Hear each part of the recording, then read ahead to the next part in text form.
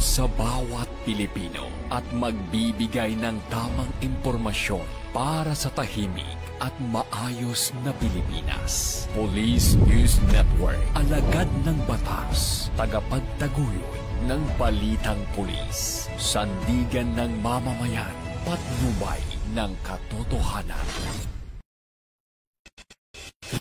Kampo Krame, maghahatid ng pinakahuling kaganapan at nagbabagang balita. Ito ang PNN Police News Network. At ngayon, ang inyong mga tagapagbalita. Magandang araw, bagong Pilipinas. Ako ang inyong alagad ng batas, tagataguyod ng Balitang Pulis, Patrolwoman Mary Grace Artizuela mula sa PNP Anti-Cybercrime Group. Maghahatid sa inyo ng tamang balita, kwento ng pulis at serbisyo para sa mamamayan. At ito ang PNP News Online. Ang pangunahing balita ng Police News Network, alagad ng batas, tagataguyod ng Balitang Pulis.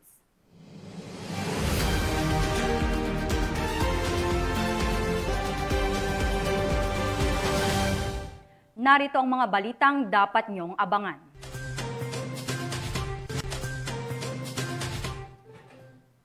Suspect na hulihan ng 17 milyong pisong halaga ng shabu sa Mandaue City, Cebu. Mahigit 2 milyong pisong halaga ng hot meat o double dead na karne nasa kote sa 7 individual.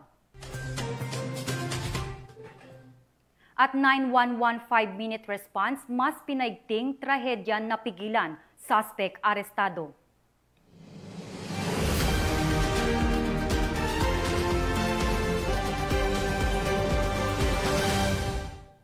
Narito ang mga balitang hatid ng ating PNN correspondents mula sa iba't ibang panig ng bansa.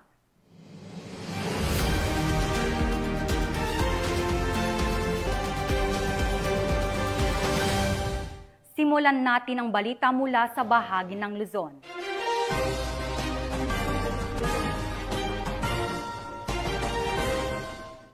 Sa mas pinabilis na pagresponde ng mga kapulisan, isang tawag lang sa 911 napigilan ng isang trahedya na nagresulta sa pagkakaresto ng isang suspect sa Naga City. Ang buong detalye ng balita mula kay Police Corporal Charis Casasos. Isang motorcycle rider na nagmalasakit at agad na nagsumbong sa mga otoridad, mabilis na naaksyonan ng mga tauhan ng Mobile Patrol Unit ng PNP Naga City Police Office ang buhay ng isang binatilyong matapos itong saksakin ng isang driver sa Barangay Triangulo, Naga City nitong Agosto 24 taong kasalukuyan bandang 3:00 ng hapon. Nangyari ang insidente sa tapat ng isang kainan sa Diversion Road kung saan tinamaan sa dibdib ang biktima na si Mark, 27 anyos at residente ng Barangay Tabuco, Naga City. Hindi nag-atubili ang mga pulis na agad isugod ang biktima sa Bicol Medical Center gamit ang sasakyan ng Central Headquarters ng Naga City Police Office habang hinihintay pa ang ambulansya. Ayon sa mga rumespondeng pulis, malubha ang tinamong sugat ng biktima na posibleng ikinasawi nito kung hindi ito agad naagapan.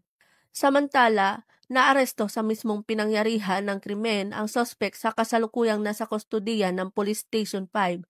Batay sa investigasyon, ang motibo ng pananaksak ay paghiganti matapos saktan ng biktima ang kapatid ng suspect isang araw bago ang insidente. Binigyang diin ng pamunuan ng PNP Bicol sa ilalim ni Police Brigadier General Nestor C. Babagay Jr., Regional Director ng Police Regional Office 5, na malinaw na resulta ito ng mahigpit na pagpapatupad ng 5-minute response policy ng kapulisan sa rehiyon. Nagpapasalamat ang PNP Naga City Police Office sa pamumuno ni Police Colonel Gilbert P. Fariña, City Director, ang komunidad sa kanilang maagap na pagsumbong na nagbigay daan sa mabilis na pagkakaresolba ng insidente. Pinagtibay naman ng Naga City Police Office na ang maagap na aksyon ay hindi lamang nagbunga ng mabilis na pag-aresto kundi nakapagligtas din ng buhay. Samantala, nanawagan naman ang kapulisan sa publiko na patuloy na makipagtulungan sa pagbibigay impormasyon sa pamamagitan ng Emergency Hotline 911 upang tiyak na masiguro ang kaligtasan ng komunidad. Mula dito sa Bicol Region, ako po ang inyong PNN correspondent, Police Corporal Doxy Charis C. Casasos. alagad ng batas tagataguyod ng balitang pulis. Maraming salamat, Police Corporal Casasos. Naaresto ang 2 individual sa isinagawang operasyon laban sa iligal na sigarilyo sa Quezon, Palawan. Patrolwoman Desiree Padilla sa balita. 2 individual ang naaresto ng mga otoridad sa kinasang matagumpay na operasyon laban sa iligal na sigarilyo sa Barangay Alfonso 13, bayan ng Quezon, Palawan noong ika-23 ng Agosto taong kasalukuyan. Ang operasyon ay sinagawa ng Quezon Special Boat Crew, 2nd Special Operations Unit sa pangunguna ni Police Lieutenant Richard Rodriguez, katuwang ang Quezon Municipal Police Station, Bureau of Customs, Coast Guard Intelligence Group Palawan, Coast Guard Counterintelligence Division Palawan, at Philippine Tobacco Institute. Kinasang search warrant sa may-ari ng tindahan na kung saan nadakip ang mga suspect na sina alias Omar at Payman sa nasabing operasyon. Sinampa na laban sa kanila ang kasong paglabag sa Republic Act No. 10643 o The Graphic Health Warnings Law matapos na makumpiska ang mga sigarilyong walang kaukulang babalang pangkalusugan. Naisailalim ang reklamo sa in-case proceedings noong ika-24 ng Agosto taong kasalukuyan. Samantala, inihahanda rin ang hiwalay na kaso laban sa mga suspect para sa paglabag sa Republic Act No. 10863 o Customs Modernization and Tarific Act habang hinihintay ang opisyal na sertipikasyon mula sa Bureau of Customs bago tuluyang maisampa ang karagdagang reklamo. Binigyang diin ng mga otoridad na ang operasyon ay bahagi ng mas pinaigting na kampanya ng pamahalaan laban sa iligal na produkto. Patunay ito ng mahigpit na pagtutulungan ng iba't ibang ahensya upang matiyak na ang mga sigarilyo at iba pang kalakal ay dumaan sa tamang proseso at hindi makapinsala sa kalusugan at kapakanan ng publiko. Mula dito sa Home of the Police Eco Warriors, Calapan City, Oriental Mindoro, ako ang iyong PNN correspondent, Patrolwoman Desiree Padilla, alagad ng batas, tagataguyod ng balitang pulis. Maraming salamat, Patrolwoman Padilla. Nakumpiska ang mahigit 2 milyong pisong halaga ng hot meat o double dead na karne mula sa 7 individual sa isinagawang operasyon sa Barangay Santa Rosa, Marilao, Bulacan. Patrolwoman Cristalyn Javier sa report. Arestado itong individual ng Marilao Municipal Police Station matapos masamsam sa kanilang tinatayang 2 milyong halaga ng hinihinalang hot meat o double dead na karne sa Barangay Santa Rosa, Marilao, Bulacan. Kinilala ni Police Lieutenant Colonel Jordan G. Santiago, hepe ng Marilao Municipal Police Station, ang mga suspect na pawang kalalakihan at residente ng Bulacan, Rizal at Valenzuela City. Batay sa ulat, bandang alas 10:30 ng gabi habang nagsasagawa ng roving patrol ang mga miyembro ng Barangay Peacekeeping Action Team nang namataan ng isang wing van truck na naglilipat ng hinihinalang double dead meat papunta sa isang refrigerated van. Agad na ipinagbigay alam ang insidente sa National Meat Inspection Service at sa Marilao Municipal Police Station na nagresulta sa agarang pagresponde at pagkakaaresto ng mga suspect. Sa isinagawang inspeksyon, nadiskubre at nasamsam ang 435 kahon ng hot meat na may kabuuang timbang na 12,500.8 kilo at may tinatayang halaga na 2.3 million pesos na ngayon nasa kustodiya ng NMIS Marilao. Nahaharap ngayon ang mga naarestong suspect sa kasong paglabag sa Republic Act No. 9296 o ang Meat Inspection Code of the Philippines. Ayon kay Police Colonel Angel L. Garciliano, Provincial Director ng Bulacan Police Provincial Office, ang matagumpay na operasyon ay bunga ng mabilis na koordinasyon. Tinitiyak rin niya ang pagpapatupad ng mas pinaigting na kampanya laban sa iba't ibang uri ng krimen upang matiyak na mapanagot ang mga lumalabag sa batas. Mula dito sa Bulacan Police Provincial Office, ako ang inyong PNN correspondent, Patrolwoman Pearl Cristalyn Javier, alagad ng batas, tagataguyod ng balitang pulis. Maraming salamat, Patrolwoman Javier. Sa mas pinaigting ng kampanya ng Kapulsan kontra Kriminalidad, matagumpay na naaresto ang lalaking suspect sa pagnanakaw ng mga bisikleta sa Pasig City. Ang buong detalye ng balita mula kay Patrolwoman Jenny May Dolor. Nito lamang ika-21 ng Agosto taong kasalukuyan, dakong alas 7:20 ng umaga, ay nadiskubre ni alias Fur na pwersahang sinira ang bintana ng kanyang lumang bahay sa Dr. Pilapil Street, Barangay San Miguel, Pasig City. Dito ay nalaman niyang nawawala ang kanyang mga mamahaling bisikleta at iba pang kagamitan. Kabilang sa mga natangay ay 3 mamahaling mountain bikes, 1 unit ng black Xiaomi electric scooter, 2 toolbox, 1 microwave oven, at 1 crocodile jack. Sa kabuuan, umabot sa 251,000 pesos ang halaga ng mga kagamitang natangay sa biktima. Sa nadiskubre ay agarang inireport ng biktima ang nangyaring pagnanakaw sa Pasig City Police Station. Dagli namang rumisponde ang kapulisan ng nasabing himpilan at sa loob lamang ng 5 minuto ay nakarating sila sa pinangyarihan ng insidente. Hindi naman nagsayang ng oras ang kapulisan at agarang nagsagawa ng backtracking ng CCTV footage at dito ay nakita ang sospek na kinilalang si alias Chris na siyang tumangay sa mga kagamitan. Dahil dito ay naaresto ang sospek at na-recover ang 3 bisikleta. Matapos basahan ng kanyang karapatan ang sospek, ito ay pansamantalang nakakulong sa Pasig City Police Station Custodial Facility para sa kaukulang disposisyon at ito ay nahaharap sa kasong robbery. Sa tulong po ni Officer Sasotona, the rest of the Pasig City, PNP, na-recover po nila apat na 3 bike at 3 bike, na-recover po nila 3 bike po. 2 na lang po ang kailangan po, microwave at yung tools at scooter na Xiaomi na brand. Maraming salamat po. Pasig City. Thank you. Maraming salamat. Salamat po. Maagang tugon, maagang pag-assist sa akin. Hindi ako pinabayaan ng Pasig City. Salamat po. Thank you. Mula dito sa Eastern Police District, ako po ang inyong PNN correspondent, Patrolwoman Jenny Midolor, alagad ng batas, tagataguyod ng Balitang Pulis. Maraming salamat, Patrolwoman Dolor. Hindi na nakapalagpa ang tinaguriang number 9 Regional Most Wanted Person sa ikinasang operasyon ng mga otoridad sa kasong 2 counts of qualified rape sa Purok 3, San Manuel, Isabela. Ang kabuuan ng balita mula kay Patrolwoman Wendy Rumbawa.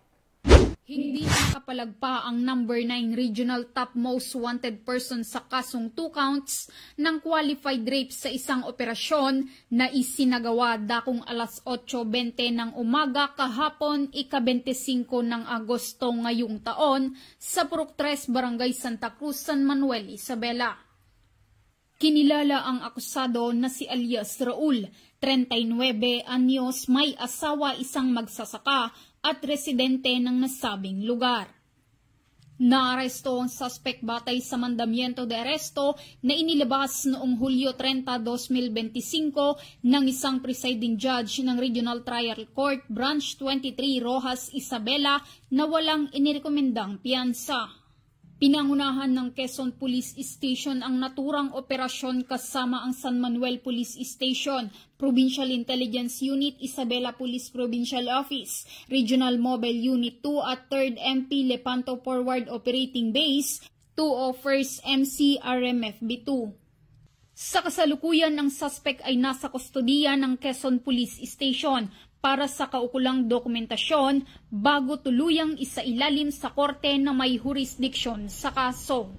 Samantala, ang mabilis na pagkilos ng mga otoridad at ang maayos na koordinasyon ay patunay ng kanilang patuloy na dedikasyon sa pagpapatupad ng batas at paghahatid ng hustisya sa mga biktima. Mula dito sa Lambak ng Cagayan, ako ang inyong Police News Network correspondent, Patrolwoman Wendy Rumbawa, alagad ng batas, tagataguyod ng Balitang Pulis. Maraming salamat, Patrolwoman Rumbawa. Isang 21 anyos na lalaki ang arestado sa entrapment operation ng Regional Anti-Cybercrime Unit 4A sa San Pablo, Laguna dahil sa kasong grave coercion. Yan ang balitang aking tinutukan.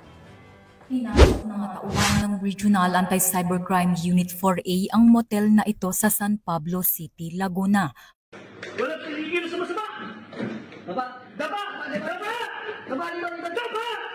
Na kung saan inaresto si alias Cortez matapos itong ireklamo ng kanyang karelasyon na gusto nang makipaghiwalay sa kanya.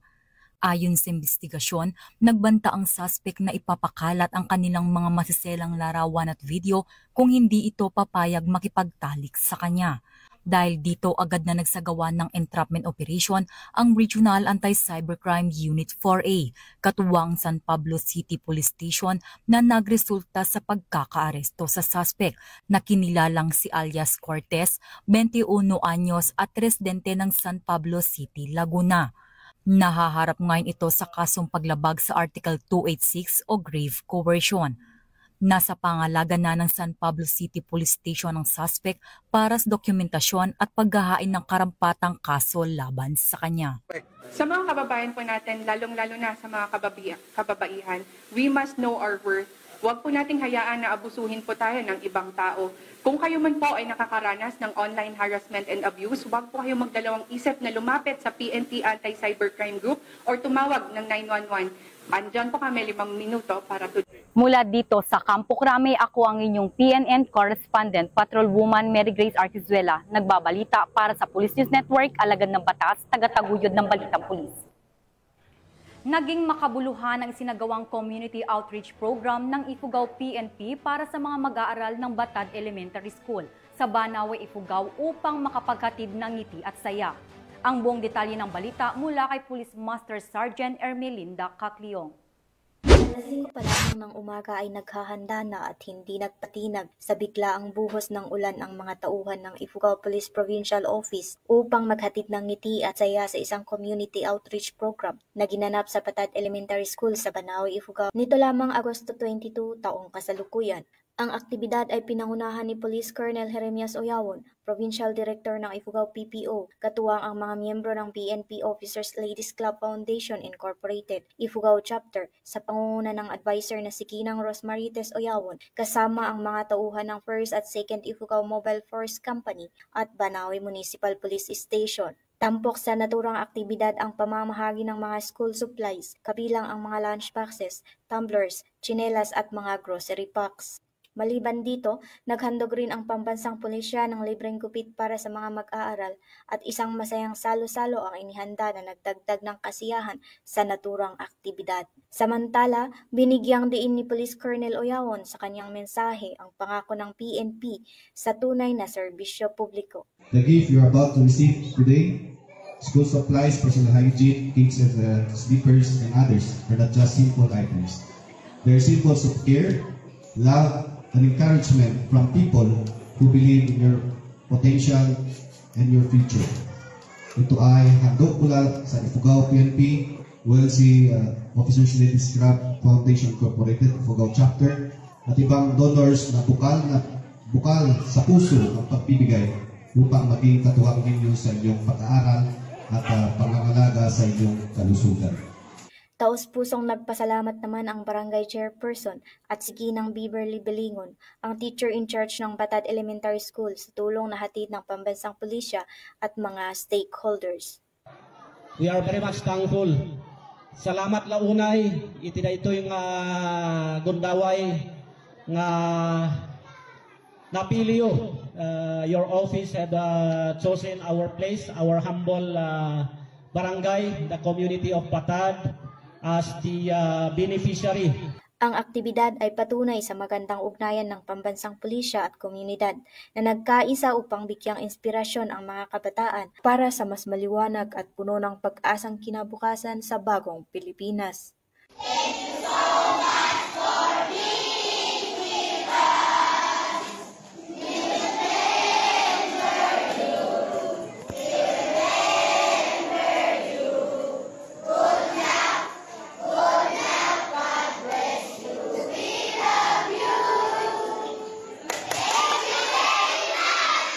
Mula dito sa Banawe, Ifugao, ako ang inyong PNN correspondent, Police Master Sergeant Ermelinda Cacliong, alagad ng batas, tagataguyod ng Balitang Pulis.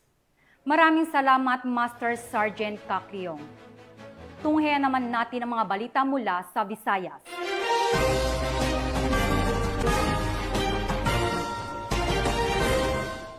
Nasabat ang 17 milyong pisong halaga ng shabu mula sa isang notorious drug suspect sa isinagawang buy-bust operation ng mga otoridad sa M. Logarta Street, Barangay Subang Dako, Mandaue City, Cebu. Ang balitang hatid ni Patrolwoman Judith Nicanor. Nasabat mula sa isang notorious na drug suspect ang tinatayang 17 milyong halaga ng hinihinalang shabu sa sinagawang buy-bust operation ng kapulisan ng Mandaue City sa M. Logarta Street, Barangay Subang Dako, Mandaue City, Cebu nito lamang nakaraan. Kinilala ni Police Lieutenant Colonel Mark Gifter Sokalit, Chief ng City Intelligence Unit, City Drug Enforcement Unit ng Mandaue City Police Office, ang notorious na drug suspect na si alias Jane, 37 anyos, na residente ng 2J Embasa Street, Barangay Sawang Calero, Cebu City. Bandang alas 11:08 ng gabi na ikinasa ng mga operatiba ang buy-bust operation na kung saan na-recover mula sa suspect ang iba't ibang pakete ng hinihinalang shabu na may timbang na 2.5 kilo at nagkakahalaga ng 17 milyong piso, buy-bust money, cellphone at isang backpack na ginamit bilang lagayan ng droga. Siya ay kasalukuyang nakapiit sa Police Station 2 ng Mandaue City Police Office. Policeman Officer Mabuakal sa Junior, Mandaue City Police Director, said the operations reflect the continued result that reflect the city from the photo deliverable. He said that the MCPO will remain aggressive yet local in the operation. The communities deserve a safe environment free from the influence of illegal drugs. Ang operasyon ay pinangunahan ng Mandaue City Police Office, City Intelligence Unit, City Drug Enforcement Unit, Regional Intelligence Division 7, Regional Drug Enforcement Unit 7, Police Drug Enforcement Group 7 at Philippine Drug Enforcement Agency Regional Office 7 sa M. Logarta Street, Barangay Subang Dako. Ang matagumpay na operasyon ay patunay lamang ng mga kapulisan ng Central Visayas ay patuloy sa kanilang mga operasyon laban sa iba't ibang uri ng kriminalidad tungo sa isang mapayapang bagong Pilipinas. Mula dito sa Mandaue City Police Office, ako yung Police News Network Correspondent, Patrolwoman Judith Nicanor, alagad ng batas, tagataguyod ng balitang pulis. Maraming salamat, Patrolwoman Nicanor. Arestado ng mga otoridad ang 2 street-level individual sa isinagawang buy-bust operation sa Barangay Kapirawan, Palo, Leyte. Ang balitang hatid ni Patrolwoman Maria Elena Singian. Arestado ng mga otoridad ang 2 street-level individual sa kinasang buy-bust operation sa Barangay Kapirawan, Palu, Leyte. Bandang 1:03 ng hapon ng ikasang operasyon ng mga tauhan ng Palu Municipal Police Station Municipal Drug Enforcement Unit sa koordinasyon sa Philippine Drug Enforcement Agency 8. Nakumpiska sa mga suspek ang 2 pakete ng hinihinalang shabu na may tinatayang timbang na 4.81 gramo na nagkakahalaga ng 32,708 pesos, isang genuine 500 peso bill na ginamit bilang buy-bust money at mga drug paraphernalia. Mahaharap ang mga suspek sa kasong paglabag sa Section 5, 11 at 12 Article 2 ng RA 9165, Comprehensive Dangerous Drugs Act of 2002. Bunga ng pinaigting na kampanya laban sa legal na droga, matagumpay na isagawa ng Palu PNP katuwang ang iba pang ahensya ng pamahalaan, ang mga operasyong naglalayong tiyakin ang kaayusan at kapayapaan sa nasasakupan. Dahil sa bagong Pilipinas, ang gusto ng pulis, ligtas ka. Mula dito sa Eastern Visayas, ako ang inyong PNN Correspondent, Patrolwoman Maria Elena Singian, alagad ng batas, tagataguyod ng balitang pulis. Maraming salamat, Patrolwoman Singian. Narito naman ang mga balita mula sa bahagi ng Mindanao.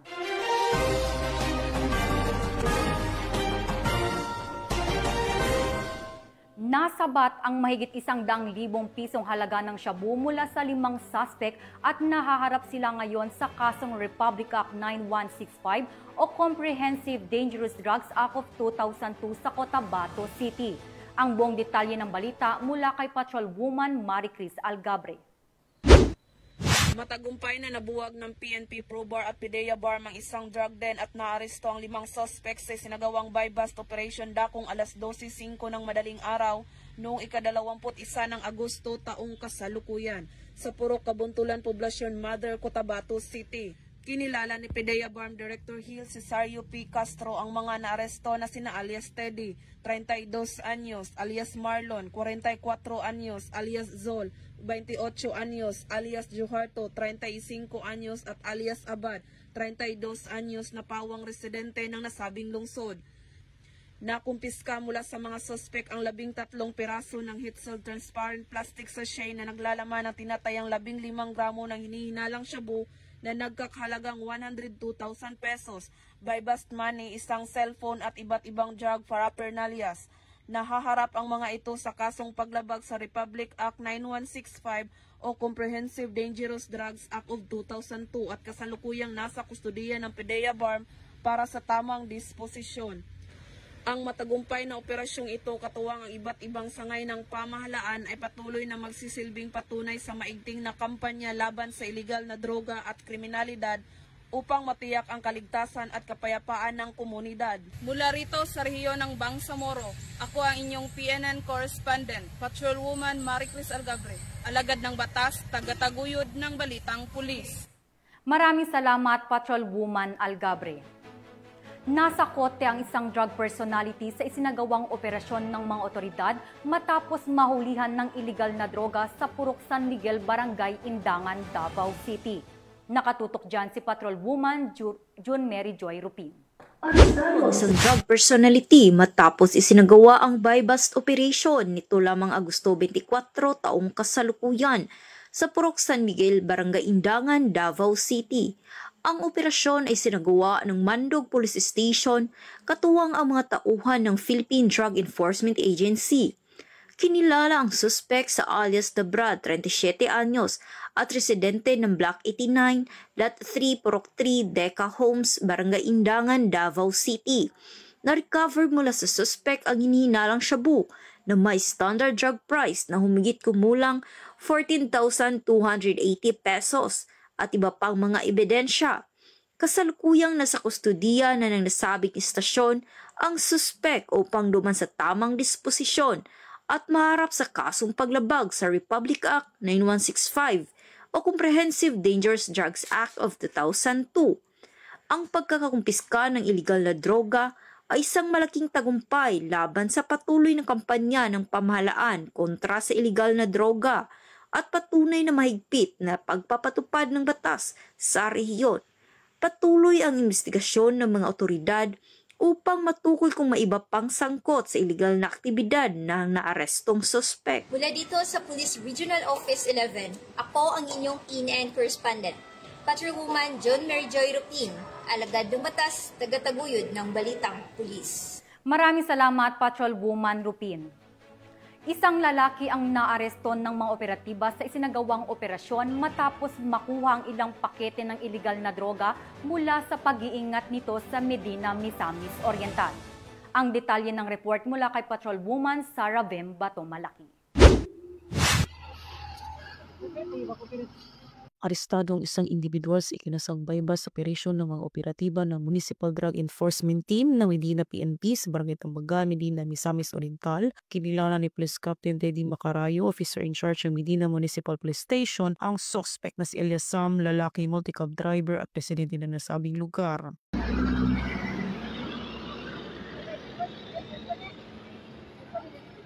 Sa ikinasang drug buy-bust operation ng mga operatiba ng Medina PNP ay nakumpiska ang mga pakete ng hinihinalang shabu na may standard drug price na 6,324 pesos, isang 500 peso bill na ginamit bilang buy-bust money at iba pang mga non-drug items. Naharap ang suspect sa kasong paglabag sa RA 9165 o Comprehensive Dangerous Drugs Act of 2002.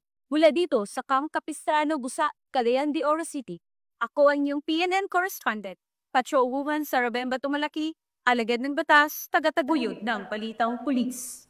Maraming salamat, Patrolwoman Bato Malaki.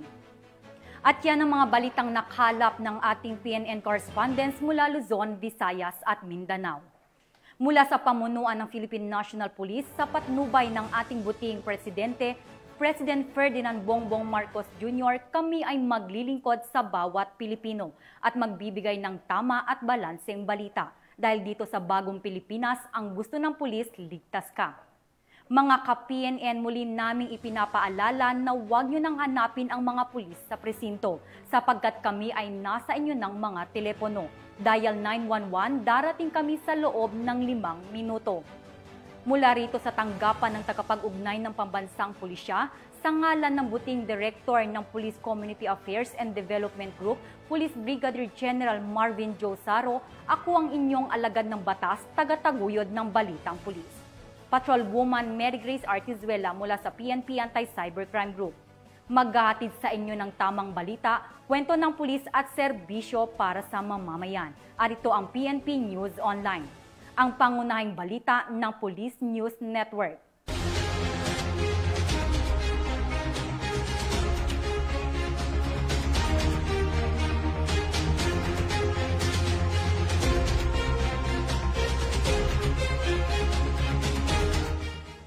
Police News Network, alagad ng batas, tagapagtaguyod ng balitang pulis.